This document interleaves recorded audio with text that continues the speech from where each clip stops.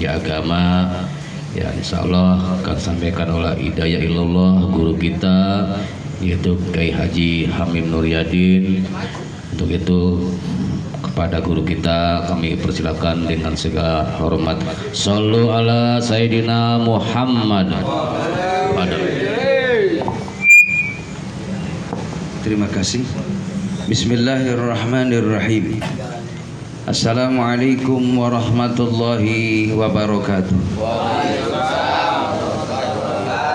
Alhamdulillahi rabbil alamin. Wassalatu wassalamu ala rasulillah Muhammad ibn Abdillah wa la hawla wa la quwata illa billah. Asyhadu an la ilaha illallah wa asyhadu anna Muhammadar Rasulullah.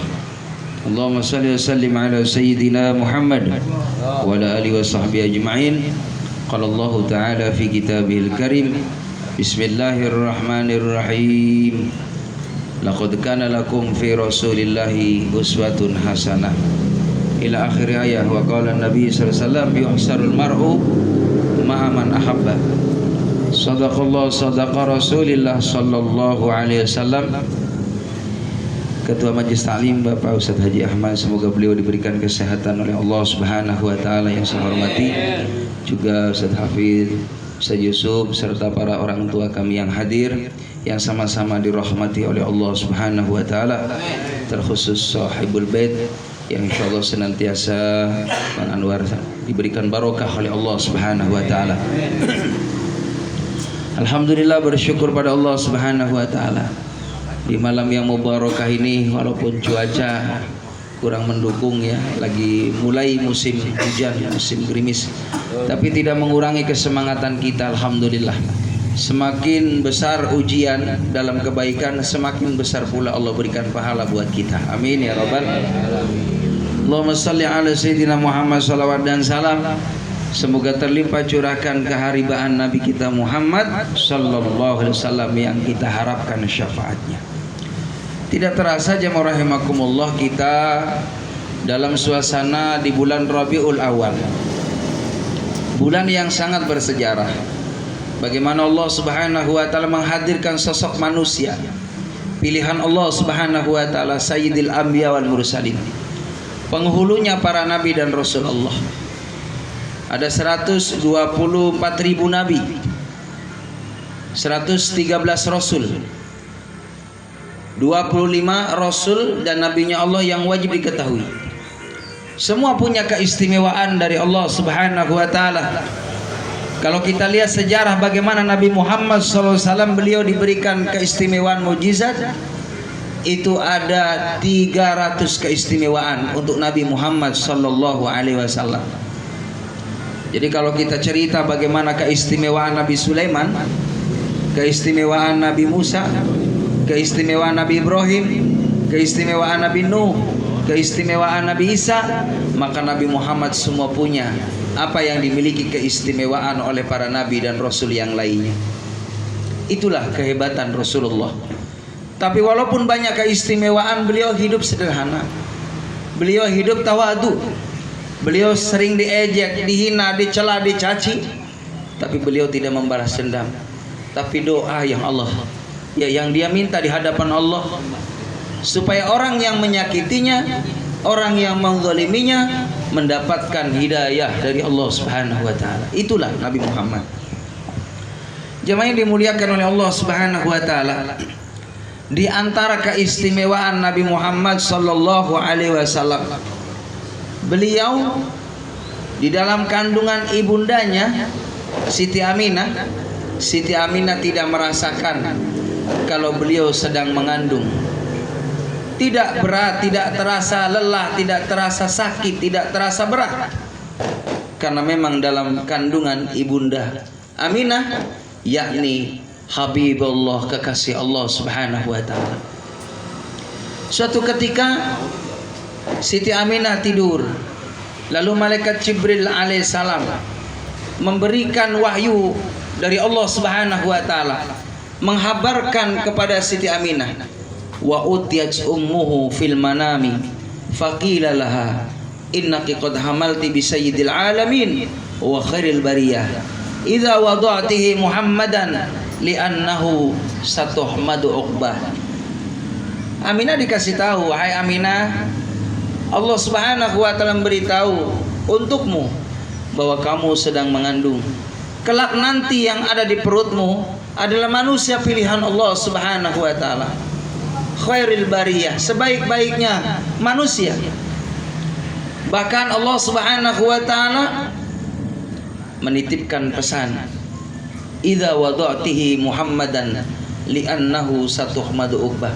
Nanti kelak lahir si jabang bayi, berikan nama Muhammad, karena sesungguhnya kelak nanti di akhirat Muhammad akan disebut namanya sampai akhir zaman.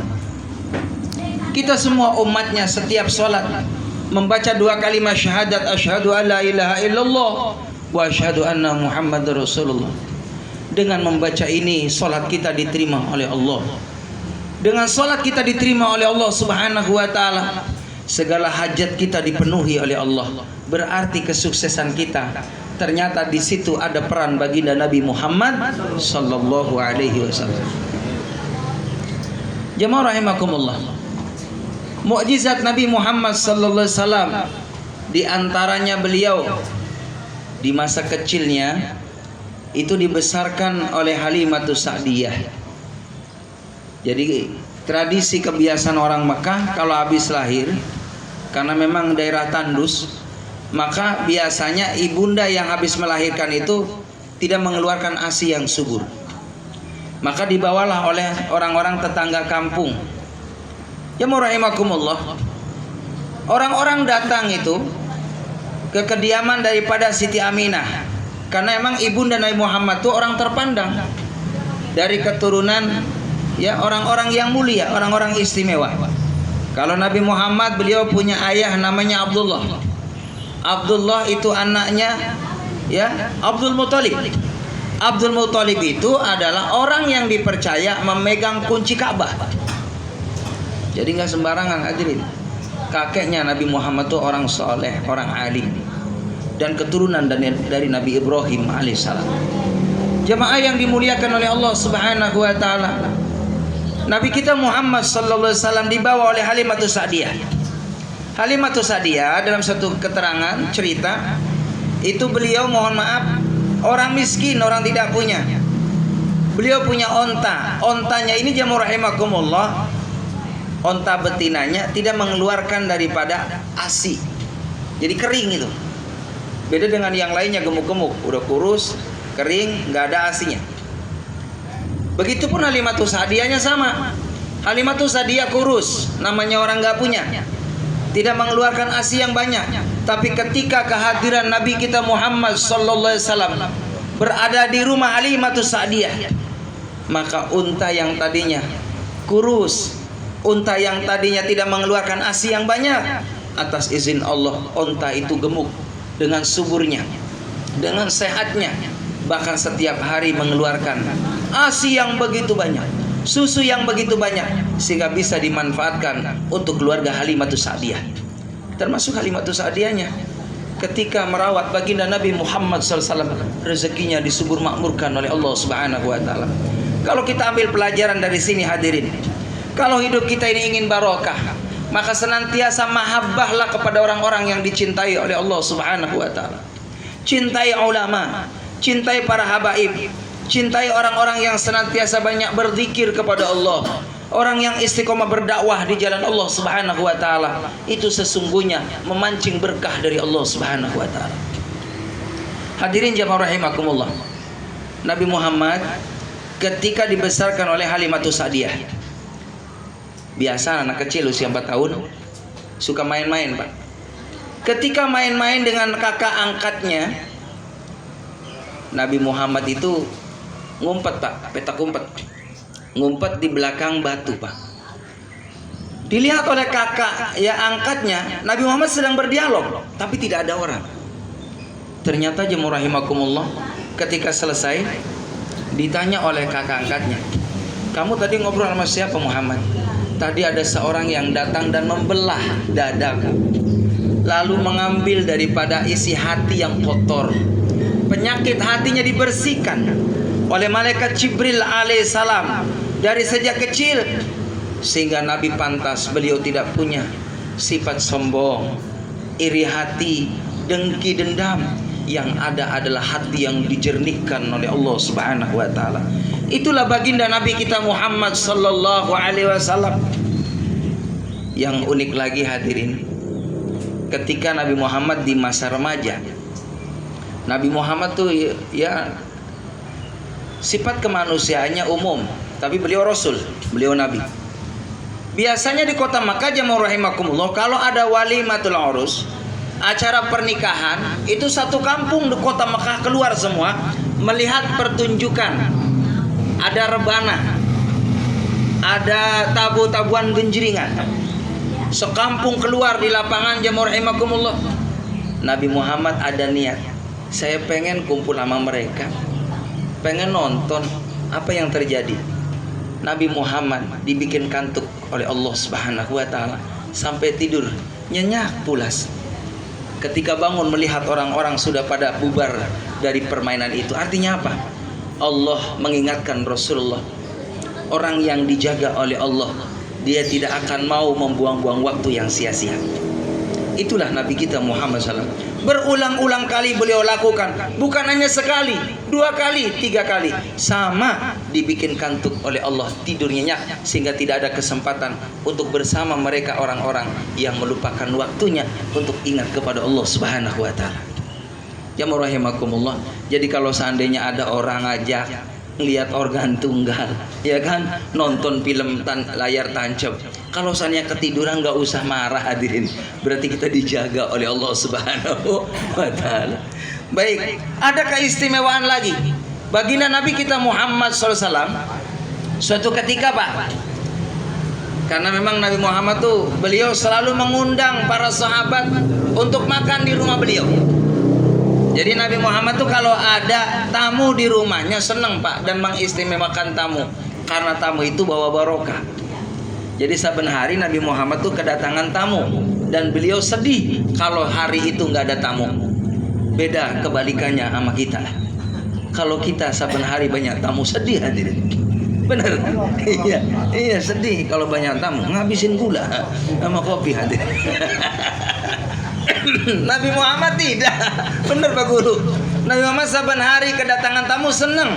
Karena apa? Setiap tamu ini bawa rezeki dari Allah Subhanahu wa taala. Sahabat ngikutin. Ini sahabat gak punya hadirin. Dengar kalau Nabi Muhammad lagi susah. Karena Nabi Muhammad pernah tidak makan beberapa hari. Lebih dari 3 hari Pak, nggak makan karena nggak punya cadangan makanan. Dengarlah nih sahabat, dia ngobrol sama istrinya, "Mi, kita panggil ya Rasulullah biar makan bersama di rumah kita. Walaupun ini cukup hidangan hanya kita dengan anak-anak, antara 5 porsi." Maka jemaah rahimakumullah, setelah matang itu persiapan 5 porsi tadi, sahabat tadi manggil Rasulullah, "Ya Rasul, nanti ke rumah ya makan. Cuman engkau saja, biar makan dengan kami keluarga." Setelah dikasih tahu jemaah rahimakumullah, apa yang terjadi?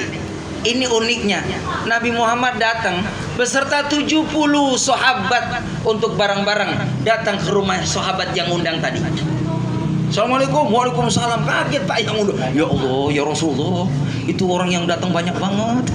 Saya cuma ngundang kau aja ya Rasulullah. Gak apa-apa, insya Allah barokah. Mana masakannya kata Rasulullah? Ada di belakang. Nabi masuk hadirin. Setelah masuk subhanallah, itu nasi lauk yang rahimakumullah didoain nama baginda Nabi Muhammad sallallahu alaihi wasallam. Dibacain doa, Allahumma barik lana fima rozaqtana wa qina adzabannar. Doanya mah itu Pak. Tapi 70 cukup itu makan orang. Makanya Bapak kalau banyak tamu Pak, undangan lagi hajatan, cukup. Coba amalin. Saya yakin kurang karena beda. Ini Nabi Muhammad yang doa Nabi Muhammad. Allahu Akbar. Itu porsi 5 orang Pak, 70 orang sampai lebih cukup itu. Itulah Nabi kita Muhammad sallallahu alaihi wasallam. Ada lagi cerita hadirin. Waktu ya perang, ya ketika itu kehabisan air. Maka jemaah rahimakumullah, Karena orang banyak pengen minum dalam keadaan kehausan, bahkan ambil air wudhu mau ibadah salat. Kata Nabi, tolong ambil mangkok. Allahu Akbar. Sahabat ngambil mangkok, hadirin. Rasulullah doa. Itu dimasukin tangannya ke mangkok, hadirin. Apa yang terjadi? Orang semua disuruh pada ngambil tempat, lalu air itu luber, hadirin. Semua orang berkecukupan pada ngambil air buat minum, dan diantaranya cukup buat sahabat yang pada ambil air wudhu. Tangan Rasulullah mengeluarkan air, hadirin. Bapak jangan coba-coba. Nggak ada mangkok. Diterima habis kasar sama tangan kita. Itu Nabi kita Muhammad sallallahu alaihi wasallam. Ya, masih banyak tadi saya katakan. Mukjizat Nabi Muhammad ada 300 mukjizat. Mudah-mudahan insyaallah pertemuan yang akan datang kita sambung kembali. Terima kasih. Mohon maaf lahir batin. Assalamualaikum warahmatullahi wabarakatuh.